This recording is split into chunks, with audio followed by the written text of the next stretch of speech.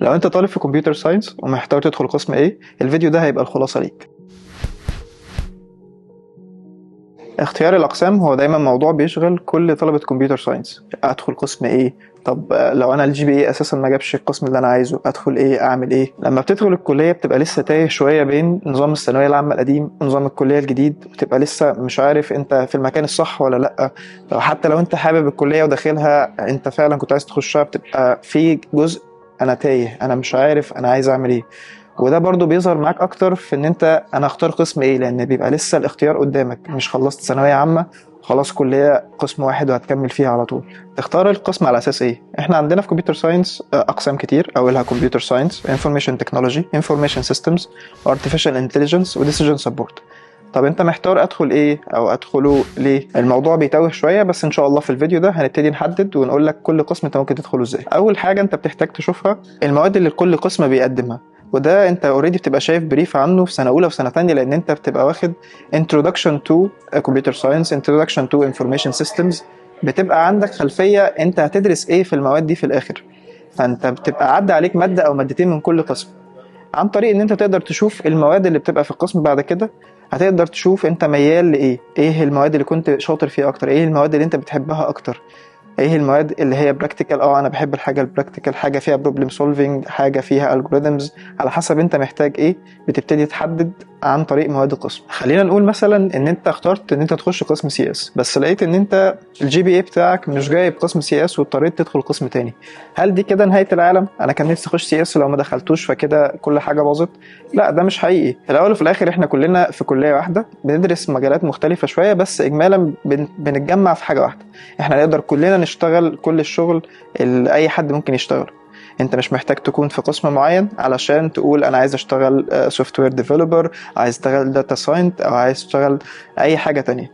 انت مادام قادر ان انت تشتغل حاجه زي دي وحاببها، فانت مش محتاج ان الكليه هي اللي تعلمها لك. انت ممكن تتعلمها بنفسك، ممكن تذاكرها بنفسك.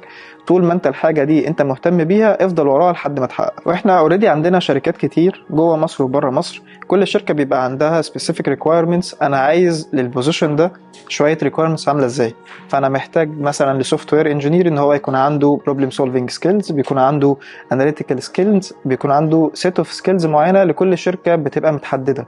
فانت عايز تشتغل سوفت وير انجينير، فتبتدي تشوف انا مثلا عايز اشتغل سوفت وير انجينير في جوجل، فايه الريكويرمنتس اللي جوجل محتاجاها مني علشان اكون فعلا بفل البوزيشن ده صح.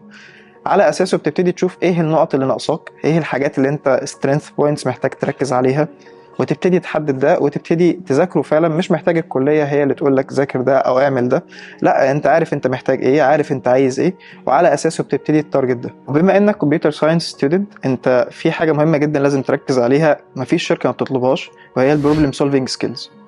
البروبلم سولفينج سكيلز هي مش حاجه لازم تكون عندك من البدايه، لا عادي، هي كونسبت موجود عندنا كلنا وبنطوره وبننميه. ياما ناس ما كانتش تعرف حاجه خالص عن البروبلم سولفينج، وبعد كده بالتدريج لما عرفوا هو ايه وازاي نقدر نبراكتس وازاي نقدر نحل مسائل وازاي نقدر ندوس في حاجه زي دي، قدروا ان هم فعلا يوصلوا لحاجه حتى لو هم ما كانش عندهم السكيل من الاساس. اهم حاجه ان انت يكون في كونسيستنسي في الشغل، ان انت البروبلم سولفينج مش حاجه انت تعملها شهر ولا شهرين قبل الشغل وبعد كده توقفها. لا، انت كل يوم، كل اسبوع، كل يومين لازم تحدد انا لازم احل مسألة 2 3 4. حاجة زي دي بتفرق جدا على المدى البعيد، لان انت بتيجي تشوف تقارن نفسك بحد هو ما بيحلش خالص، ما بيستخدمش السكيلز بتاعته، مهما كان هو شاطر تفضل هي ضعيفة، تفضل هو ما نمهاش، هو ما اشتغلش عليها، فانت هتبقى احسن منه. فالبروبلم سولفينج سكيلز من الحاجات المهمه جدا جدا، ومفيش شركه تقريبا ما بتطلبهاش، او يكون عندك المينيمم بروبلم سولفينج سكيلز، لان احنا بطبيعه شغلنا كل الحاجات اللي بتقع قدامنا هي بروبلمز واحنا لازم نحلها. وفي ويب سايتس كتير تقدر تحل عليها مسائل، اشهرهم حاجات زي كود فورسز، هاكر رانك، ليد كود، حاجات كتيره جدا. فما تقيدش نفسك تقول الويب سايت ده مش عاجبني فانا مش هحل خلاص. لا، الويب سايتس كتير جدا وكل واحد عليه تراكس وكل واحد عليه حاجات مختلفة جدا ومسائل مختلفة وبسياق مختلف، من ليفل مسائل بسيطة جدا اجمع رقمين لحد حاجات يعني صعبة جدا عمرك ما تتخيل ان هي موجودة. فما تقلقش لو دخلت على موقع ولقيت الدنيا صعبة، لا، هي الدنيا لذيذة وسهلة، بس انت محتاج تمشيها خطوة بخطوة. فانت البروبلم سولفينج سكيل دي اول حاجة ملهاش علاقة بالقسم. انت القسم بتاعك مهما كان انت لازم يكون عندك السكيل دي. فانت دخلت قسم سي اس، دخلت قسم اي تي، اي اس، مهما كان القسم، انت لازم تشوف انت محتاج منه ايه، تاخد منه اكتر فاليو انت محتاجها، وتبتدي توفقها في الحاجه اللي انت محتاجها فعلا.